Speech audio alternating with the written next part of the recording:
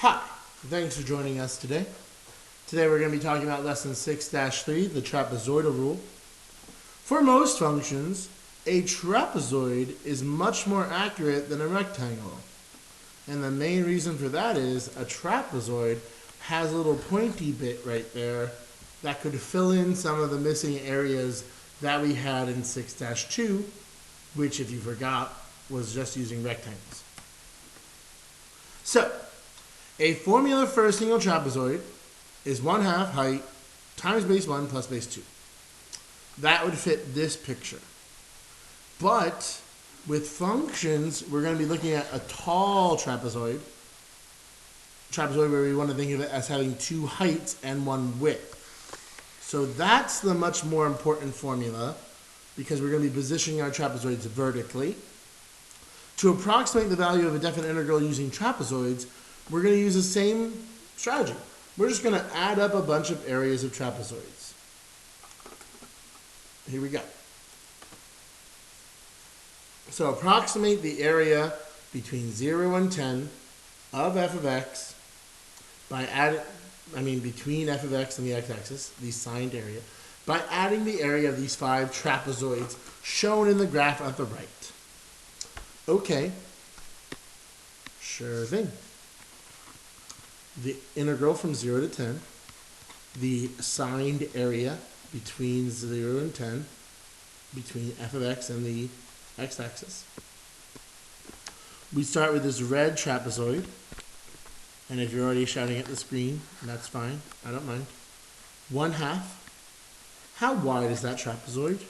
Well, that trapezoid's about 2 wide. Its first height, the height on its left, is 0. The second height, the height on its right, is 4. Now, if you've been sitting here the whole time trying to, dislike the video, whatever you guys do, because that's leave a negative comment, whatever. That is not a trapezoid, you might have been saying. You may have been saying that's a triangle, which it is, but triangles are known as degenerate trapezoids. They are trapezoids where one of the bases, one of these heights, is 0. Does that trapezoid formula give you the same thing as the triangle formula? Yes. Would it be okay to use the triangle formula instead of this? Yes. But my point is, the trapezoid formula is the only formula you have to remember because it works for both trapezoids and triangles. And again, you probably already have the triangle formula memorized, so it's no big deal if you're using it. Now, trapezoid 2, that's a real trapezoid. All right, so the first thing I notice is we don't have equal widths here. This goes from 2 to 5, so it's 1/2 a width of 3.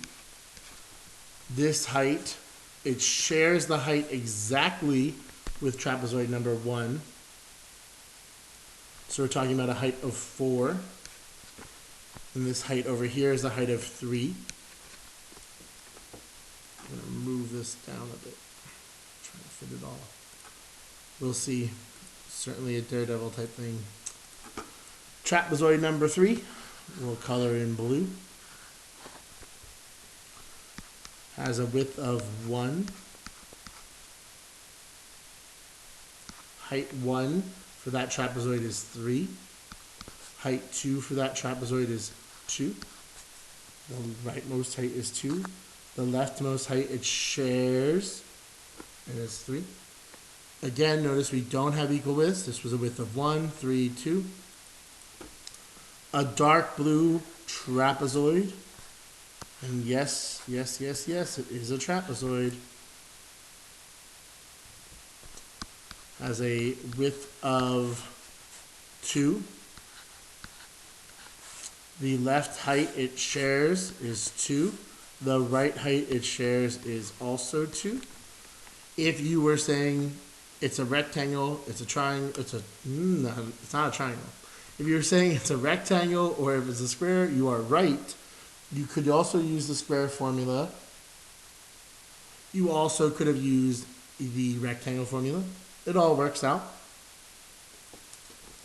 The last trapezoid I see is this big giant tall rectangle, 1/2, width of 2. Height number 1 shares with the blue trapezoid, the dark blue trapezoid. Height number 2 is not shared. And that would be my approximate area. Done. Look how crazy am I writing that. If you forget the formula for a trapezoid, you can always write it as a rectangle plus a triangle.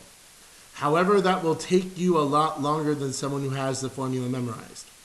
I highly recommend you take the time it takes to memorize a trapezoid formula. Let's do another example. Let's use 4 trapezoids of equal width. Ooh, I told you to pay attention anytime we see that word, equal width. Define an approximation for the area under a curve bounded below by the x-axis, on the left by x equals 0, on the right by x equals 2. 3, 2, 1, here we go. If I'm trying to be under this curve, I might as well draw that curve. Take a second to draw it. Sketch it to the best of your ability. Here we go. Vertex at 0, 0.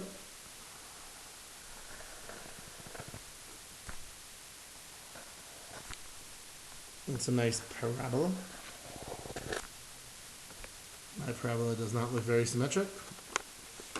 Whatever. The x-axis below. On the left by x equals 0. On the right by x equals 2. So, as you will see in lesson 6.4 and 6.5 and 6.6, it now becomes really important that you're able to see which area we're talking about. A lot of students start shading all sorts of stuff, like there or there. The area we're talking about is always going to be bounded. You should try to shade the area that's bounded by those 4 curves. There will be points for shading this area on your tests.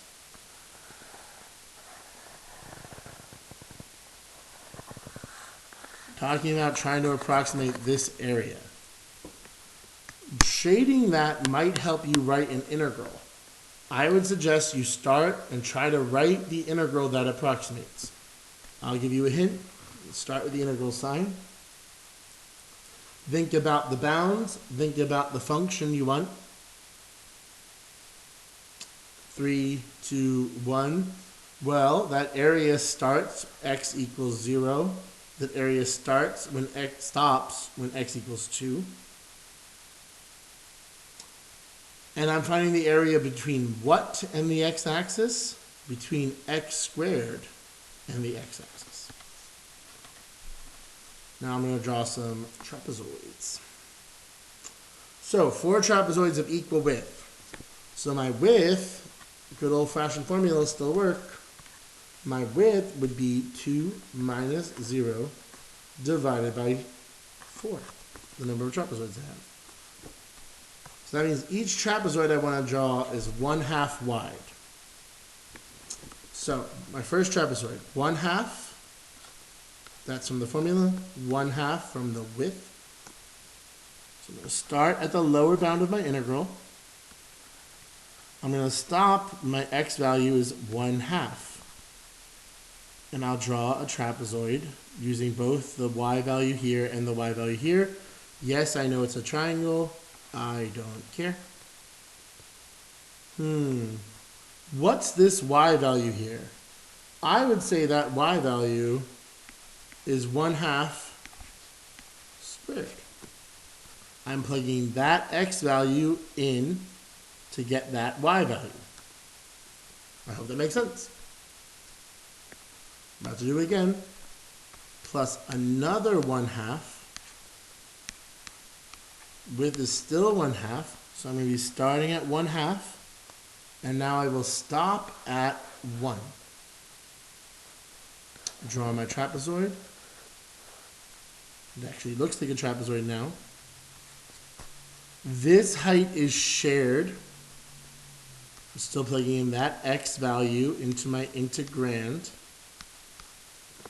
That height, plugging in 1 into my integrand to get that area formula for my blue trapezoid. I'm going to write a bit lower. Cheat. Let's use some pastels.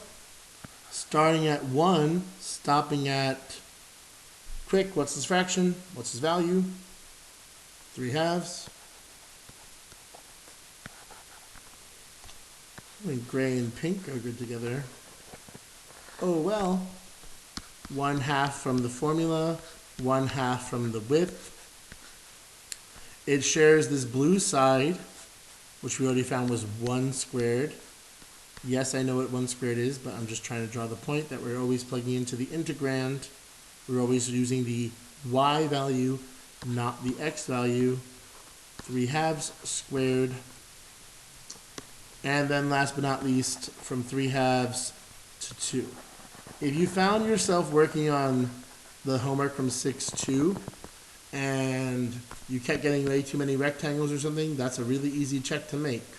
1, 2, 3, 4 rectangles. If you're not getting the right number of rectangles, you are doing something wrong. 3/2 squared plus 2 squared. And I could have called that 0 squared, just to be clear. So that was really tedious. Just like with the Riemann sum video, and I would recommend you watch that in case you don't believe me, we can find a formula here by factoring out things we have in common. So what do I have in common here? Well, we could have certainly written 0 to 2, x squared dx. Last chance if you want to think about it. They all have this 1/2 in common, because that's all part of the same trapezoid formula. They also all have, each of these rectangles all have, each of these area formulas all have their width 1/2 in common. They all have the same width. The width 1/2. And then what would that leave if I factor things out?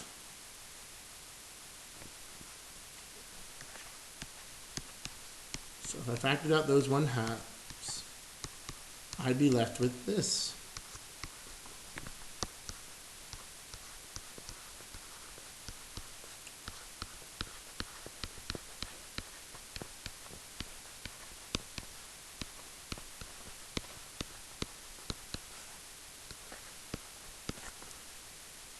And then you might want to think about, what else could I group together here? What else is in common? I'm trying to leave the squares in here because, again, just developing a formula. So that area, 1/2 times 1/2, well, these two were in common. So I'm going to combine like terms. I have 2 squares of 1/2. I have 2 1 squareds. I have 2 3/2 squareds. But only 1 2 squared and only 1 0 squared. Now, these 2's are directly due to the fact that that side was shared. The 1/2 y value, the 1/2 height, the height at 1/2 is shared by both the blue and the red. The height at 1 is shared by both blue and pink. The height at 3/2 is shared by both pink and lavender. So these 2's are important. That's all important. And we have a formula. This formula, one more time, only works for equal widths. And if we have equal widths, we can use this formula, where we have 1/2 times the width. And I'm going to draw once more time your attention to these 2's, which are only on middle terms. And it's because only these middle heights are shared. This height on the end and this height on the right end are not shared. So they don't have 2's. Mastering this formula is important. Mastering this formula will give you quick access to a lot of points. Here we go. Let's try to use it. Use a trapezoidal rule with 4 equal subdivisions. 4 equal subdivisions to approximate the area shown. Well, my width should be b minus a. 50 minus 10 over 4. Should be a width of 10. If you wanted to come up with a name, if you wanted to call that f of x, this integral, this area could be represented by 10 to 50. I don't like that